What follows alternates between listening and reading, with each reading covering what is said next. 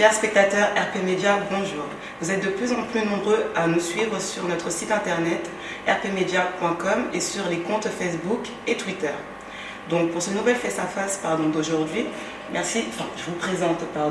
Donc Tapa Conté, qui n'est plus à présenter, et Monsieur Sega Diarra. Bonjour à vous deux. Bonjour. Donc, merci. Donc aujourd'hui, nous allons parler des thèmes suivants. Donc nous allons commencer de la grève de l'Union nationale des travailleurs du Mali et du pouvoir. Donc Tapa Conté, à vous de commencer. Peut-on dire que cette grève, qui a été une réussite populaire, peut se révéler être un souci pour IBK, quand on sait que d'autres organisations pourraient battre le pavé? Oui, il faut reconnaître, parler déjà de la principale syndicale, l'UNTM au Mali, dont je connais personnellement le vice-président qui est Ben Katra, qui fut mon prof de français. Donc un homme en qui j'ai de l'admiration et de l'estime. C'est un peu délicat pour moi de parler d'une structure qu'il gère, mais bon, il faut dissocier les personnes des structures. Effectivement, sans remettre en cause la légitimité ou le bien fondé du mouvement de grève, je pense que dans une démocratie, la grève, c'est un droit constitutionnel qui est reconnu. Après tout, il y a eu un préavis qui a été déposé, des revendications. Parmi ces revendications qui portaient sur 17 points, il y a 12 qui ont été satisfaites. Donc, on peut dire qu'il y a eu quand même de l'effort du côté du gouvernement, de l'État. Après, par la suite, le mot d'ordre a été maintenu et que le mouvement a été un succès, comme vous l'avez souligné. Maintenant, nous assistons à un phénomène aujourd'hui au Mali qui est un éveil de conscience. Après une léthargie générale de la société malienne, si la crise a eu un effet positif, c'est que les gens s'intéressent de plus en plus à la gestion de la chose publique, ce qui est une bonne chose en soi. Maintenant, ce qui est indispensable, c'est le dialogue. Et le président de la République, après cette journée, a eu à rencontrer toutes les centrales syndicales, lesquelles d'ailleurs, avec responsabilité, ont manifesté leur envie d'instaurer un climat de dialogue et de négociation. Je pense qu'avec le dialogue, on peut y arriver, parce que nul n'a intérêt aujourd'hui à ce qui, en plus de l'instabilité sécuritaire, qui s'instaure un climat social détestable au Mali, ce qui est très très dangereux pour la vie d'une nation. Voilà. Maintenant, quant à l'opportunité que ça soit un danger, je ne le pense pas, puisque le président l'a souligné, c'est un homme de dialogue, il veut dialoguer. D'ailleurs, il l'a dit pendant la campagne, et ça a été son slogan depuis tout le temps, en disant que quand on veut exiger des choses de la fonction des employés, il faut les mettre dans des conditions pour qu'ils puissent accomplir convenablement leur travail. Très bien. Alors sur une échelle de 1 à 10, à combien estimez-vous la confiance du président confiance du président face au chantier majeur? Les chantiers majeurs, l'échelle, je pense que je dirais 10 sur 10, puisque tout est question de priorité au Mali aujourd'hui. Tout est priorité aujourd'hui au Mali. Donc à partir de là, il s'agit de mesurer maintenant les moyens de l'État qu'il faut en face de ces chantiers-là, donc, et de faire une priorité, de prioriser les choses. Voilà. Aujourd'hui, on ne peut négliger aucun problème face à un autre. Maintenant, c'est en toute responsabilité que tous les acteurs, que ce soit politiques ou des acteurs sociaux, qui se mettent autour de la table et dégager ces priorités-là en fonction des moyens dont dispose l'État. Très bien. Alors, donc à vous, Sega Diarra. Pensez-vous que l'UNTM a ouvert la voie ou montré la voie à tous ceux qui désirent exprimer leur ras-le-bol ou tout simplement leurs revendications? Merci beaucoup. Avant de commencer, je ne cesserai de remercier RP Média pour son engagement citoyen. C'est des actions comme ça qui font avancer notre démocratie. Et après cela, je reviens à votre question par rapport à la grève de l'UNTM. Donc, à savoir aujourd'hui si l'UNTM a ouvert la voie de la contestation à Bamako, en gros, au Mali de façon globale. Moi, je dirais que aujourd'hui, depuis l'installation du président IBK au pouvoir, on est en train de comprendre, ou du moins l'action de l'UNTM prouve que dans notre pays, il faut se cogner pour se respecter après. Parce que franchement, cette grève pouvait être évitée. Il y a mon prédécesseur Tapa qui vient de parler de 12 points qui ont été satisfaits. Ces points n'ont pas été satisfaits, mais pendant les pré-négociations, le gouvernement était d'accord pour satisfaire ces points-là. Et vers la fin de la négociation, ils ont renoncé à la satisfaction de ces points. Donc on est retourné au point de départ, ce qui prouve à suffisance l'amateurisme de ce gouvernement-là. Donc ce qu'il y a lieu de souligner ici, c'est que de par son amateurisme, le pays a été paralysé pendant 48 heures. De par l'amateurisme de ce gouvernement-là, l'UNTM a ouvert et a montré au monde entier que le pays est mal gouverné et que les finances publiques sont mal gérées. Quand vous prenez les partis, les points de négociation qui créaient quand même la discorde, qui ne concernent que des points financiers, et au regard de ces points-là, comparés aux dépenses effectuées par l'État, vous vous rendez compte que, franchement, la priorité de ce gouvernement-là est ailleurs. Donc je dirais oui, l'UNTM a montré la voie de la contestation, parce que en recevant, le gouvernement pouvait recevoir les responsables syndicaux et amorcer cette grève-là très bien avant la date de la grève. Parce que l'UNTM, qui est un partenaire social du gouvernement, a envoyé au gouvernement 8 mois en amont quand même ses revendications, et depuis la réception de ces revendications-là, il n'y a eu aucune négociation, il n'y a eu aucune plateforme d'échange autour de ces points-là, comparé par exemple à la France où le ministre du Travail nommé à 8h rencontre les partenaires sociaux à 16h. Donc on se rend compte vraiment jusqu'à quel point nous naviguons dans l'amateurisme avec des gens qui n'ont vraiment aucun sens du poste qu'ils occupent. D'accord. Donc les revendications de l'UNTM, elles sont satisfaisables selon vous? Les revendications, ce n'est même pas une question d'être satisfaisable ou pas. Les revendications de l'UNTM ont déjà été satisfaites. Aujourd'hui, l'UNTM ne demande rien de nouveau. Tout ce que l'UNTM réclame, c'était des points qui avaient été acceptés à travers des plateformes par des gouvernements précédents. L'État étant une continuité, donc l'UNTM ne demande que l'application, la mise en œuvre de ces points d'accord. Aujourd'hui, le gouvernement en face peut prévaloir dans un premier temps que la situation du pays ne s'y apprête pas à cela, qu'il faut serrer la ceinture. Je reviens là-dessus, mon Dieu, quand vous demandez aux gens de serrer la ceinture, vous montrez en premier l'exemple. Et c'est ce qui n'a pas été le cas, et c'est ce qui a été la goutte d'eau qui a débordé le vase. Et ensuite, l'État, le pays, le Sud ne va pas arrêter de fonctionner parce qu'il y a le feu au nord. Donc, il faudrait que l'État soit un ensemble et qu'on puisse coordonner les activités et qu'on puisse aller de l'avant. Donc, aujourd'hui, je pense que l'État a tout intérêt à éviter des confrontations de ce genre-là et à aller aux négociations, mais aussi à montrer la voie. Montrer la voie, c'est-à-dire satisfaire certaines revendications qui sont faisables, montrer la voie, c'est-à-dire serrer la ceinture déjà au plus haut niveau du sommet. Quand on voit qu'on nous présente juste une semaine, il y a une semaine de cela, une augmentation budgétaire, alors que tout le monde sait qu'au niveau des recettes, rien ne va changer. Et ces points de dépense qui sont totalement liés au confort ou en fait à une élite du pouvoir, parce que le budget de fonctionnement du palais présidentiel a augmenté de 2,5 milliards. Donc c'est quand même assez important dans la situation actuelle. Et c'est des points qu'il faut soulever, qu'il faut mettre à connaissance du peuple malien, parce qu'aujourd'hui nous sommes dans une situation critique, malgré tous les coups, malgré tout le bruit que nous faisons, que tous les citoyens aujourd'hui engagés effectuent. J'ai comme l'impression que ce gouvernement-là, soit ils n'ont pas vraiment conscience de la dangerosité de la situation, soit ils se foutent complètement de nous. Très bien. Donc on va laisser M. Tapa rebondir sur ce que vient de dire M. Sega. Moi je pense que M. Sega n'a qu'un seul mot à la bouche: l'amateurisme, l'amateurisme, l'amateurisme. Je pense que c'est toujours facile de sa place de traiter les autres d'amateurs, mais il faudrait qu'on s'y voit soi-même à leur place pour apprécier les choses. Je pense que dire que le gouvernement n'est pas conscient de la réalité de la situation, c'est aller trop vite en besogne. Je vous rappelle quand même que ce gouvernement est sur le terrain, qui est en contact. C'est toujours facile de critiquer, mais prendre les responsabilités, c'est autre chose. Et quand on utilise des mots, j'évite quand même les jugements faciles sur la compétence ou le professionnalisme des uns et des autres. Il faut être vraiment un peu responsable à la matière. Maintenant, quand on revient aux revendications, les revendications, ils nous disent qu'ils n'ont pas été satisfaits, que le gouvernement est revenu là-dessus, sur les points sur lesquels ils étaient d'accord. C'est faux. C'est faux. Le problème est que le gouvernement dit voilà ce que je peux faire. Maintenant, ce sur quoi on n'est pas d'accord, on va négocier.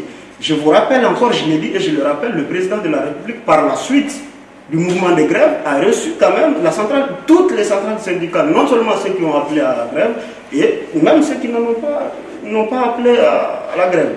Donc, ça veut dire que le président est suffisamment conscient de la situation, de l'atmosphère qui règne.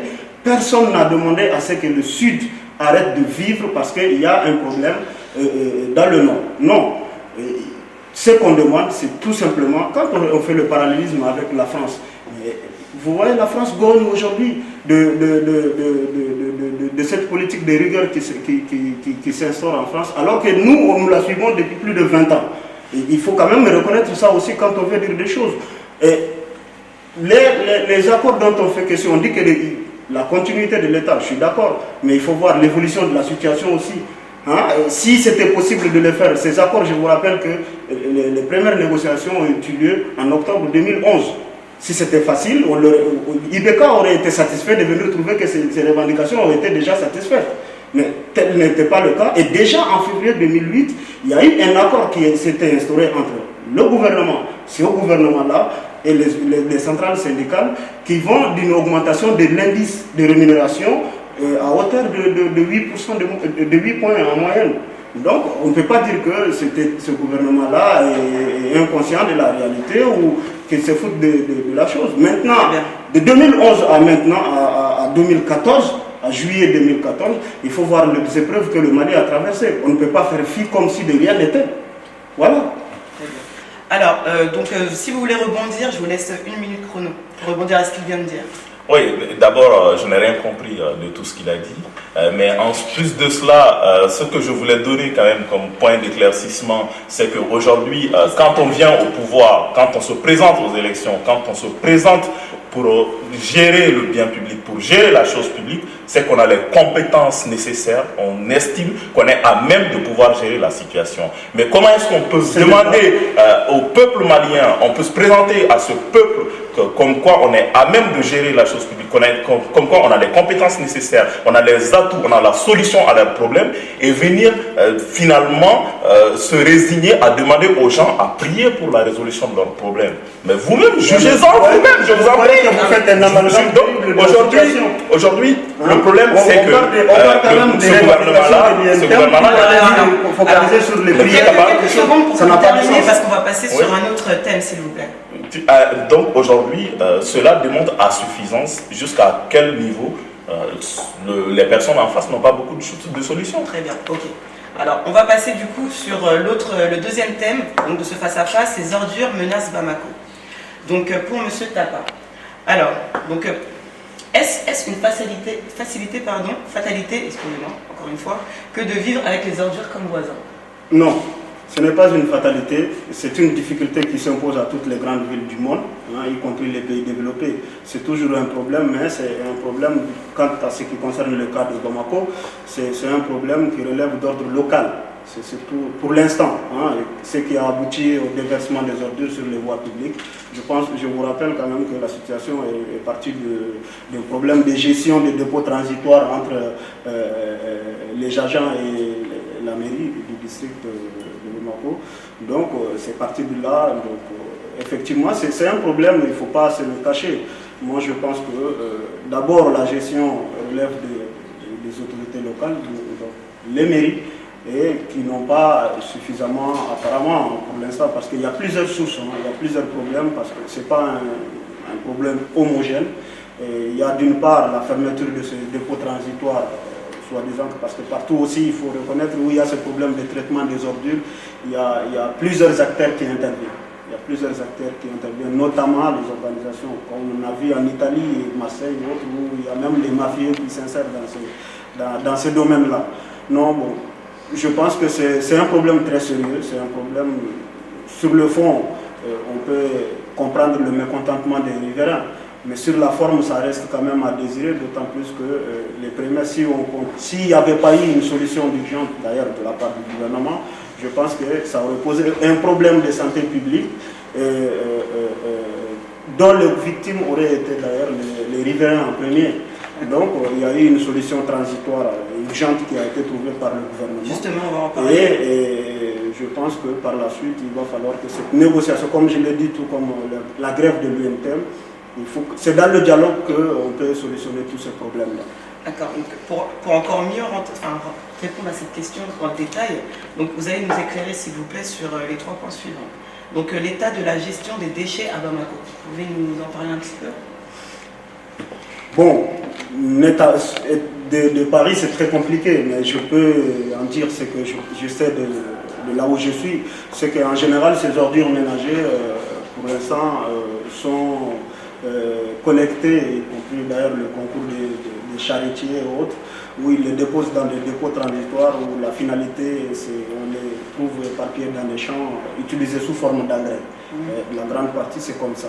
Mais ce qui est d'ailleurs en soi n'est pas bon, parce que ça crée des problèmes d'environnement et d'hygiène aussi, parce que tout le monde sait qu'il y a des déchets plastiques, il y a beaucoup de substances qui sont dedans. Et en ce qui concerne le système d'incinération, je parle mille dans la science infuse, et je ne pense pas que cette solution soit encore développée au niveau du Mali, mais avec des débats comme ceux que nous sommes en train de mener, je pense qu'on peut donner des idées à des opérateurs économiques qui souhaitent, c'est un marché quand même très rentable, qui souhaitent s'investir, y compris au niveau de l'État aussi. Même si je sais qu'au niveau de l'État, nous sommes quand même suivis aux politiques d'ajustement structurel, tant que l'État régalien se désintéresse de tout, qui nous est imposé depuis les institutions de Bretton Woods. Alors, les moyens, y a-t-il des moyens qui ont été mis à disposition des mairies, donc des districts? Alors, de ce que j'ai appris, il semblerait que récemment il y a eu de nouvelles camions bennes qui ont été achetés par la mairie du district de Bamako. J'ose espérer que c'est une démarche qui va se poursuivre et puis que les maires puissent prendre entièrement leurs responsabilités en la matière. Maintenant, quitte à être en rapport avec les ministères de leur tutelle pour essayer d'améliorer les choses.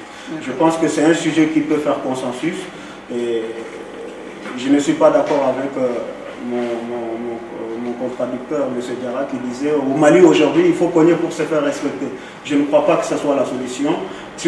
Nous devons toujours la preuve, les jeunes on va rester sur la par le dialogue et la gestion concertée. Bon, d'accord. Alors, donnez-moi l'état aussi des dépôts finaux. Est-ce que vous pouvez m'en parler aussi? Je viens de dire ce que j'en sais. Je dis qu'en général, ces dépôts finaux, pour la grande majorité, c'est dans les champs. On les utilise comme des engrais où il y a des dépôts transitoires qui existent depuis des années et qui continuent toujours. Ce n'est pas des solutions, souvent des solutions provisoires. Il y a quelques années, j'ai cru entendre qu'il y avait des opérateurs qui traitaient certaines ordures pour extraire de l'aluminium là-dedans, pour en faire des chaises et autres choses. Je ne sais pas, sincèrement, je ne sais pas si cette entreprise a pu se pérenniser actuellement, mais à ma connaissance, c'est à ce niveau-là. Très souvent, c'est dans les champs utilisés comme des engrais. Une question pour vous, Tapa. Il y aurait un projet d'usine non loin de Bamako. Qu'en pensez-vous? Je pense que c'est une bonne chose, d'autant plus que je viens de le dire, je dis que la solution finale, ce serait comme ça, le traitement des déchets, une fois de plus, qui se pose dans toutes les grandes villes. Et si c'est le cas, je dis tant mieux. Et l'État doit tout faire, même si on est membre du parti présidentiel, on se doit aussi de faire des propositions, on peut le faire en fait. Je dirais que les responsables politiques aussi, locales et aussi nationales, doivent d'ailleurs soutenir des actions comme ça. Ça c'est sûr, mais est-ce que vous ne pouvez pas nous en parler un peu non, je détail? Ne peux pas vous en parler en détail parce que je ne connais pas le projet en question. D'accord, vous ne le connaissez pas. Ok. Je dis ce que je pense de l'initiative, mais je ne connais pas le projet en détail. Ok, très bien. Donc, Monsieur Sega, alors à vous. Est-ce que les différents pouvoirs maliens ont anticipé donc, sur des solutions pour faire face à ce problème? donc des ordures qui menacent Bamako, qui était prévisible vu l'explosion démographique? Merci beaucoup déjà de soulever cette question qui est quand même assez cruciale et surtout qui est d'actualité aujourd'hui. On peut passer toute une semaine à débattre des problèmes d'urbanisation d'une ville sans pour autant arriver à trouver la bonne équation qui va résoudre tous nos maux à 100%. Donc, comme Tapa l'a dit, le problème d'ordure est un problème entièrement local. Donc, moi je le dis pour avoir été élu local à Bamako. Donc, j'étais conseiller communal en commune 5. Et je peux vous dire qu'aujourd'hui, la première activité assignée à la mairie, c'est la gestion de ces ordures-là, donc de toutes les mairies. Malheureusement, quand vous regardez le budget de la mairie de la commune 5, donc, que je connais, la gestion et le traitement de ces ordures ne représentent que 9% du budget de la mairie. Donc aujourd'hui, il y a un déplacement de priorité au niveau local. Mais aussi, il y a un problème de comportement. Certes, il y a un problème au niveau des autorités qui doivent, parce que les villes se construisent sur de longues années. Aujourd'hui, nos dirigeants de 1960 de Bamako ne pensaient pas, n'ont pas imaginé qu'en 2014, en 2014, on allait... Vous allez laisser terminer quand même. Qu'en 2014, Bamako allait avoir plus de 2 500 000 habitants. Donc aujourd'hui, la question se pose à tous les niveaux, au niveau des infrastructures, au niveau des collectivités. Donc c'est une vision globale. Donc malheureusement, nous, on n'a pas les mêmes types de démographie qu'en Europe. C'est-à-dire que chez nous, on construit les villes, il y a un chef de village, après les gens viennent par immigration. Donc on peut pas, c'est quand même assez délicat de prévoir. Donc aujourd'hui, la gestion de ces ordures, je reviens, jusqu'au niveau des problèmes, le premier responsable, ce sont les collectivités locales. Donc si vous voyez des ordures dans les rues, c'est que la mairie n'a pas fait correctement son travail quelque part. Certes, ils vont vous parler de manque de moyens, de manque d'infrastructures, parce qu'une mairie comme celle de la commune 5 à l'époque qui avait que 6 bennes, à 80% du temps, vous verrez qu'il y a 4 qui sont tout le temps en panne et les 2 autres ont soit des problèmes de carburant. Et d'ailleurs, il faut à l'occasion profiter pour féliciter ces employés des municipaux qui se battent nuit et jour pour ramasser le peu qu'ils peuvent ces ordures ménagères. Et quand vous partez dans des quartiers de Bamako où les gens ont un peu plus de moyens, vous verrez qu'ils font recours à des sociétés privées, à des GIE, ils forment des GIE pour jouer le rôle des collectivités locales. Donc ils se substituent aux élus locaux. Malheureusement, la population n'a jusque-là pas conscience qu'ils peuvent exiger de ces élus locaux qui fassent nettoyer les rues, qui fassent le ramassage des poubelles. Donc ça c'est très important et je pense qu'avec l'éveil des consciences qui est en cours, les gens vont être de plus en plus exigeants, mais aussi il faut aller au-delà des revendications, il faut sanctionner ces maires qui ne font pas correctement leur boulot. C'est pour ça qu'il y a des élections chaque 5 ans. Donc, et ajouter à cela, il y a un rôle que le gouvernorat doit jouer.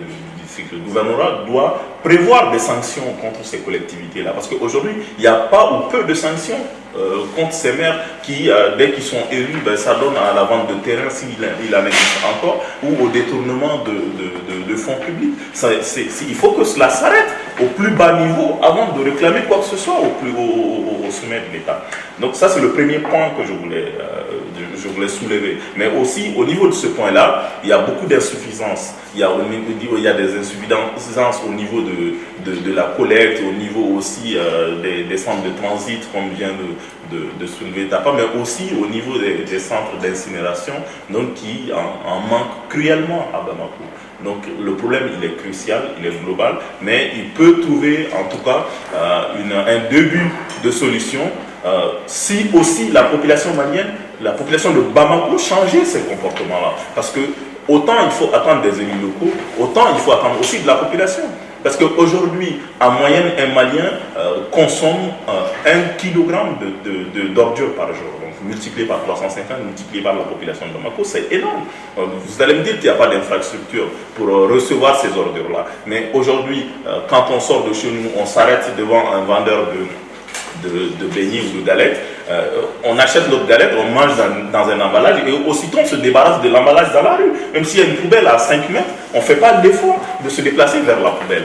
Donc il y a ce problème-là qui est là. Il y a le problème d'usage des emballages. Donc je dirais qu'il y a une prise de conscience des industriels également à ce niveau-là. Il faudrait arrêter, quand on va aller acheter son pain, de le mettre dans un sachet plastique. Quand on va acheter 50 francs CFA de sucre, de le mettre dans un sachet plastique en plus de l'emballage d'origine. Donc il y a un problème de sensibilisation des comportements de tous les jours de la population et cela incombe aux autorités en place. Et je pense que dans les jours à venir, ils vont prendre des dispositions dans ce sens-là. Donc le problème, il reste global entier. Aujourd'hui, on parle des ordures, mais on n'a pas fait fi du problème des eaux usagées également domestiques. Et ça aussi, c'est un autre problème assez crucial auquel il faut trouver une solution. Parce qu'aujourd'hui, pratiquement, partout où ça existe des égouts d'évacuation, vous verrez que soit ces égouts sont bouchés, soit ces égouts, les maisons ne sont tout simplement pas raccordées. Et cela crée déjà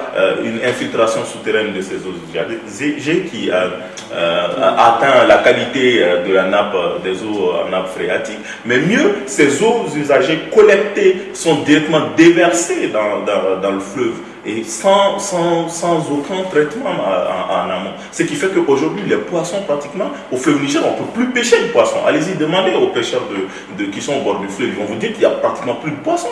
Les poissons sont tous asphyxiés. Les poissons, ils meurent tous parce que tout simplement, il y a des déchets toxiques, il y a des produits chimiques, il y a les déchets des hôpitaux, il y a les déchets des industries de fabrication de peinture, des industries de transformation de plastique, et j'en passe. Donc, à un moment donné, il faut arrêter tout ça, définir une politique globale pour la ville, mais aussi impliquer les collectivités locales, sensibiliser la population et sanctionner. Très bien. Alors, connaissez-vous le trafic qu'il y a avec propriétaires de pousse-pousse? En fait, ils sont payés par ces mêmes élus locaux pour déplacer les ordures lors de soulèvement des populations. Alors, je reviens là-dessus, c'est que la gestion des ordures incombe à chaque municipalité. Oui. Donc ce n'est pas forcément les mêmes méthodes employées en commune 1 qu'en commune 2. Donc c'est chaque conseil communal qui décide des moyens à mettre en place pour faire ce travail-là. Donc aujourd'hui, la mairie, par manque de moyens, fait recours à des sociétés privées qu'elle paye pour que ces sociétés puissent collecter et récupérer ces ordures ménagères. Mais ce n'est toujours pas suffisant. C'est pour cela qu'il existe aussi des groupements d'intérêt économique, GIE, des jeunes diplômés qui ont profité. Et d'ailleurs, c'est une bonne initiative qui doit être accompagnée par l'État, qui doit être quand même encouragée. Donc, qui se sont substitués à l'État pour ramasser ces ordures-là, moyennant le paiement d'une cotisation des adhérents de 1000 francs CFA. Donc, aujourd'hui, les pousse-pousse ou les charrettes que vous voyez à Bamako qui ramassent les ordures donc peuvent être soit de la mairie, que ce soit en commune 4, ou soit de cette GIE-là, que ce soit en commune 6. Mais ce qu'il faut noter, c'est que ces pousse-pousse-là s'arrêtent au dépôt de transit et de collecte. Donc ces pousse-pousse-là collectent dans les ménages auprès des domiciles et les regroupent à un endroit désigné par la mairie. Mais ensuite, le transfert de cet endroit-là au dernier point de traitement donc incombe à la mairie parce que demande de gros moyens, demande des camions, des bulldozers. Très bien. Donc est-ce qu'on pourrait faire une extrapolation avec ce qui s'est passé à Médine Koura et Missira pour dire que la commune du député Karim Keïta est vraiment très sale et qu'il doit craindre au même titre que son père président, qui est président face à l'UNTM? Il faut quand même faire la part des choses, parce que un député, il vote des lois. Un député, il siège à l'Assemblée. Et la gestion locale du quartier, des communes, incombe au maire et au conseil municipal.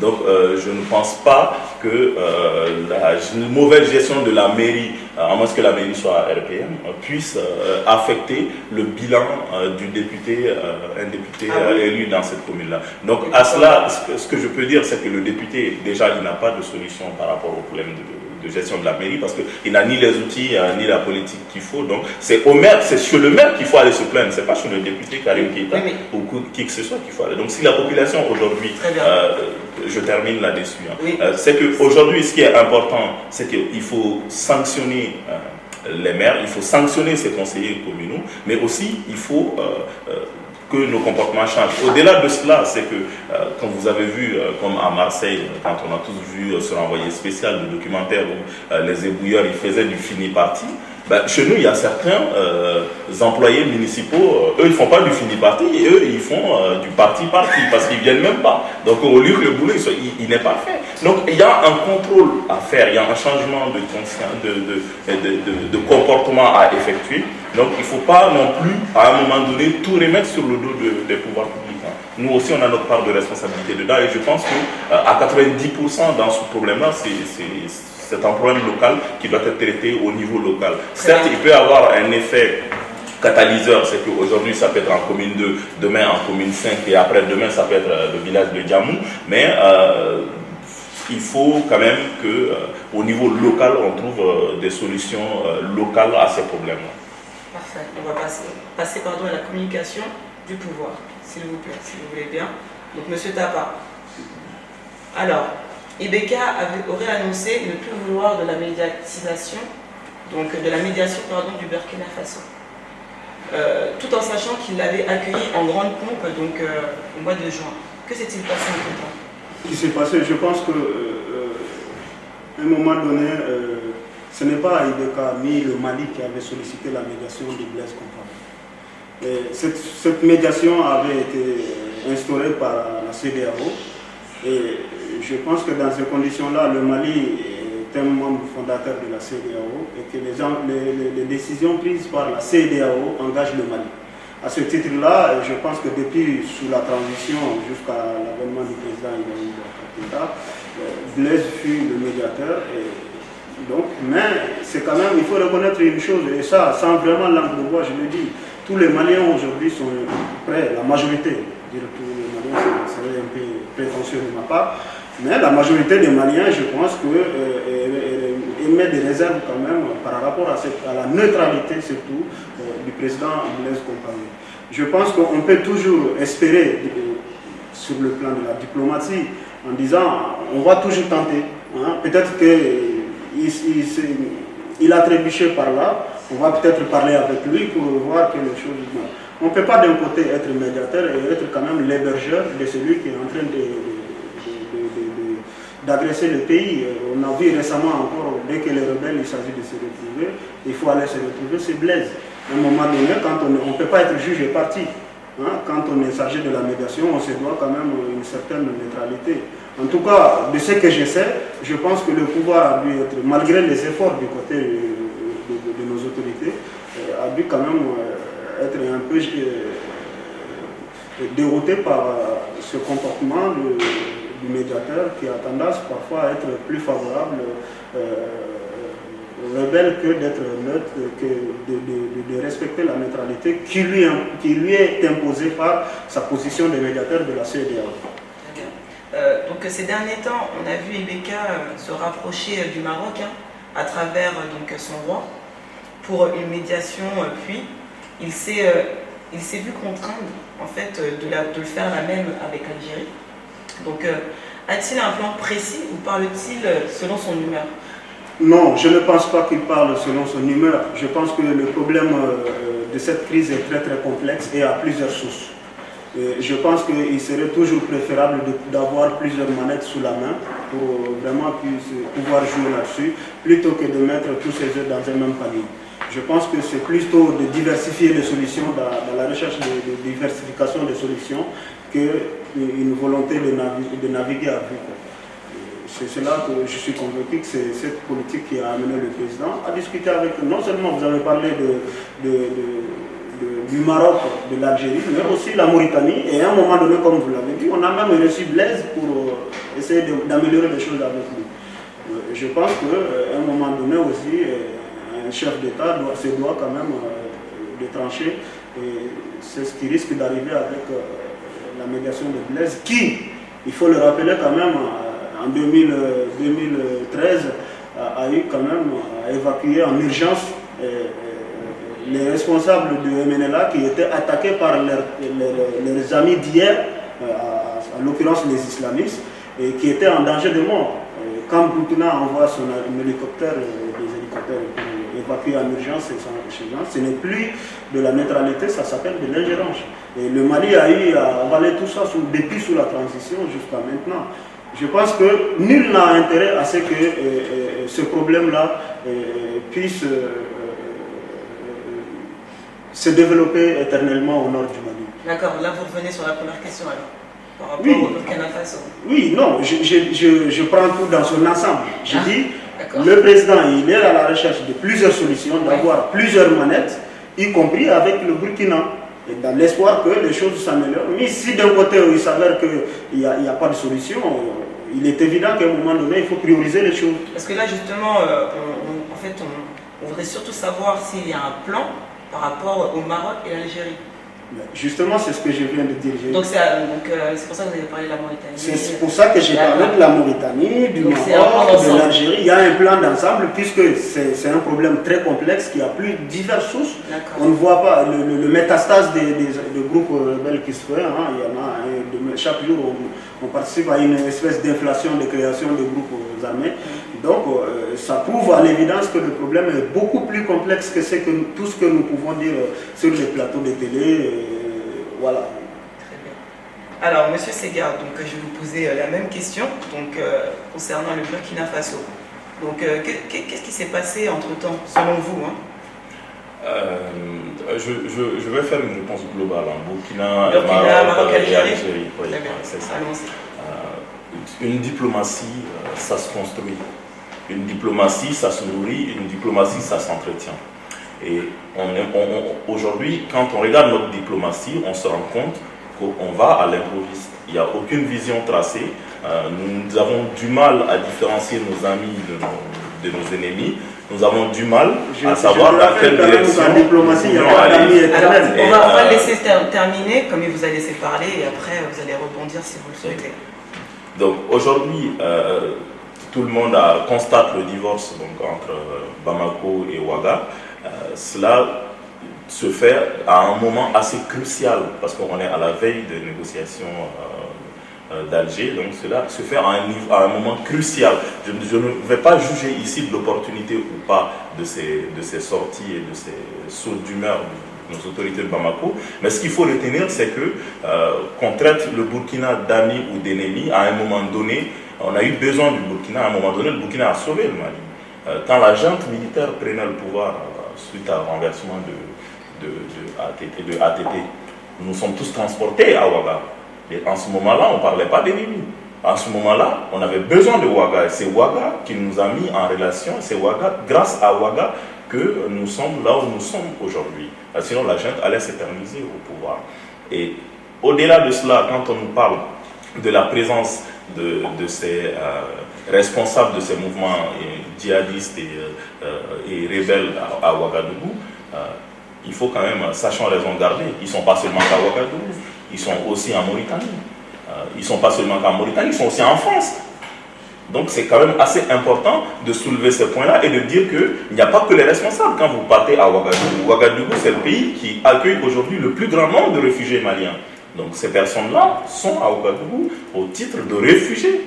Et sur ce point-là, je ne pense pas que sur le plan diplomatique, il serait intéressant pour nous de blâmer Ouagadougou. Donc au-delà de Ouagadougou, on prend l'Algérie. L'Algérie a de tout le temps été l'interlocuteur du Mali pour régler la situation du nord du Mali. Cela grâce à la proximité des deux pays, mais aussi grâce au fait que l'Algérie a plus ou moins une mainmise sur Ansardine, qui est aujourd'hui transformée en HCUA, qui reste quand même la branche la plus active et la plus puissante des groupes armés au nord du Mali. Donc l'Algérie est incontournable si on veut une paix et une stabilité dans cette région. Aujourd'hui, le Maroc, comment le Maroc s'est retrouvé dans tout ce dispositif, je ne vais pas en revenir. Il y a aussi une guerre de leadership pour le contrôle et l'influence, parce qu'après la mort de Muammar Kadhafi, tout le monde voulait récupérer sa place. Donc il y a notamment le roi du Maroc qui est très ambitieux, qui voulait endosser le rôle du Maroc. Il y a le président du Faso, Blaise Compaoré, également, qui veut se faire passer comme le médiateur indispensable et incontournable de la sous-région. Donc chacun a ses propres ambitions qui lui sont. Donc le Maroc veut asseoir sa politique extérieure sur cette zone-là. Donc il y a une très forte coopération entre le Mali et le Maroc. Et d'ailleurs, il faut souligner que la garde présidentielle est formée par le Maroc et encadrée par des soldats marocains. Et au-delà de cela, le Maroc forme des imams, construit des écoles. Donc le Maroc est un partenaire privilégié aussi. Et le Maroc veut participer à l'essor de la paix dans cette région-là. Excusez-moi, au même titre que l'Algérie qui ne veut pas un foyer de tension chez lui, bon, en même temps ses positions sont ambiguës. Donc aujourd'hui, la position du Burkina reste ambiguë, plus ou moins. La position de l'Algérie très ambiguë, mais on a besoin d'Alger. À cela, si on va ajouter le Maroc, qu'on connaît l'histoire, c'est que le Maroc et l'Algérie sont totalement incompatibles dans un même groupe. Donc aujourd'hui, on se demande où va notre diplomatie. Mais en tout cela, ce qu'il faut retenir, c'est qu'il faut prendre en fait le bon côté de chaque chose. Il faut arrêter, que nos autorités arrêtent de blâmer l'Algérie, qu'il faut à un moment donné choisir, soit on traite avec l'Algérie, soit on traite avec le Maroc, mais on ne peut pas faire les deux en même temps. Le premier, on va se rencontrer à Alger. Une semaine avant, le Maroc reçoit les rebelles Touareg pour négocier. Donc à un moment donné, on a besoin d'une vision claire et une vision détaillée, et ce qui n'est pas le cas. Alors je vais vous couper juste un instant pour que vous puissiez répondre vraiment à ma question. Alors ça veut dire que le gouvernement n'a pas de plan précis en fait. En gros, c'est ça que vous expliquez. Puisqu'il va Algérie, Maroc, c'est deux pays un peu différents. Donc le plan n'est vraiment pas précis. Le gouvernement en fait n'a pas de plan. C'est ça que vous dites? Non, c'est pas ce que je dis. Aujourd'hui, je pense qu'on a dépassé ce stade-là. Parce qu'en fait c'est ma question. Donc oui, tout à fait. Non, c'est pas que le gouvernement n'a pas de plan. On a déjà dépassé, parce qu'il y a 6 mois en amont, c'était la question. Est-ce qu'il fallait aller négocier à Ouagadougou? Est-ce que c'était au Maroc ou à Alger que ça allait se passer? Donc, parce qu'il n'y a pas que le gouvernement dans cette histoire, il y a les groupes armés aussi auxquels il faut tenir compte. Donc on a eu un consensus, on s'est dit on va tous à Alger, et ça convenait à tout le monde, plus ou moins. Donc aujourd'hui, la médiation du Maroc n'a plus de sens, c'est ce que je voulais dire. La médiation du Burkina n'a aucun sens. Le sort de la région du nord du Mali va se jouer à Alger. On concentre nos efforts sur Alger, et sauf échec de Alger, qu'on parlera des autres. Mais sinon, je ne vois pas quel rôle le Maroc pourra jouer, ou le Burkina pourra jouer à ce stade des phases de négociation. Très bien. Alors, je vais vous laisser rebondir pour répondre à ce que M. Sega... Non, je pense qu'il a dit des choses sur lesquelles il peut y avoir un consensus. Quand on dit, mais là où je ne suis pas d'accord, c'est de dire qu'on ne peut pas accorder l'exclusivité à une partie. Quand on dit le Maroc, le partenariat entre le Mali et le Maroc ne date pas que depuis le problème libyen, ça date depuis très très longtemps. Et quand je dis que ce problème a plusieurs sources, on ne peut pas, il a dit lui-même que les rebelles, tantôt ils sont en Mauritanie, tantôt en Algérie, tantôt... Ça prouve à l'évidence que tous ces pays-là sont des partenaires, sont des acteurs de cette situation-là. C'est pour ça que je dis c'est très très compliqué. Quand on sort seulement du cadre de leadership, du jeu de leadership entre l'Algérie et le Maroc, il faut reconnaître une chose, je pense que les gens n'en parlent pas de cet élément-là. Pendant l'occupation du Nord par les groupes djihadistes, il y avait des éléments du Front Polisario qui étaient là-bas aussi, donc qui relèvent du Maroc.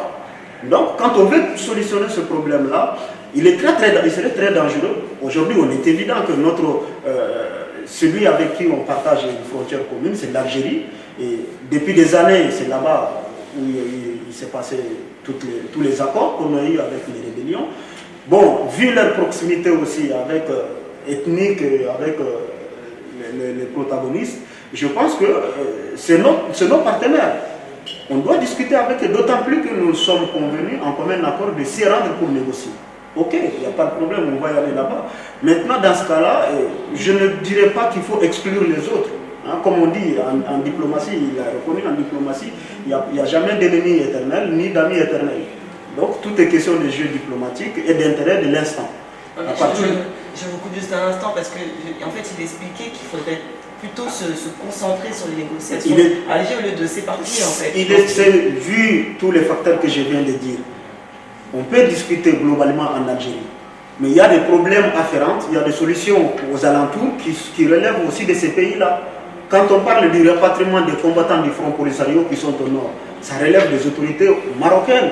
on peut trouver un accord avec les Maliens qui sont dans ces groupes armés au niveau d'Algérie, mais peut-être que cela ne contrôle pas réellement le groupe du Prosalio, je ne sais pas quoi, le groupe du Sahara occidental qui relève du Maroc, qui sont sur le terrain malien aussi, qui sont des combattants. Donc, dans ce cas-là, quel qu'en soit l'accord qu'on va conclure à Alger, on est obligé aussi de trouver une solution à ce problème-là. Et là, le Maroc deviendra notre partenaire incontournable. Et mieux vaut entretenir toutes ces solutions que de faire claquer la porte à un et derrière. Et je suis sûr que les détracteurs reviendront derrière en disant oui, mais vous avez, comme on l'avait fait, on avait demandé, le Mali avait exigé que les négociations aient lieu au Mali. Après, on a reproché au président, oui, mais vous nous avez toujours dit qu'il faut que ça se passe au Mali. Maintenant, vous partez en Algérie. Aujourd'hui, vous voulez qu'on ferme la porte au Maroc. Et quand il faut trouver une solution à ces combattants du Front Polisario, on va aller voir encore le Maroc. Et la même chose nous sera reprochée. Non. Je pense qu'il y a une solution. Il y a plusieurs facteurs là-dedans. Et il faut aller traiter les problèmes, les différents problèmes à leur source. Je tiens à remercier donc M. Tapa Conté et M. Sega Diarra d'être venus et d'avoir répondu à toutes nos questions. Je tiens à remercier aussi tous les spectateurs de RP Média qui sont de plus en plus nombreux à nous suivre donc sur notre site internet rpmedia.com et sur nos comptes Facebook et Twitter. Donc à très bientôt. Merci à vous. Merci.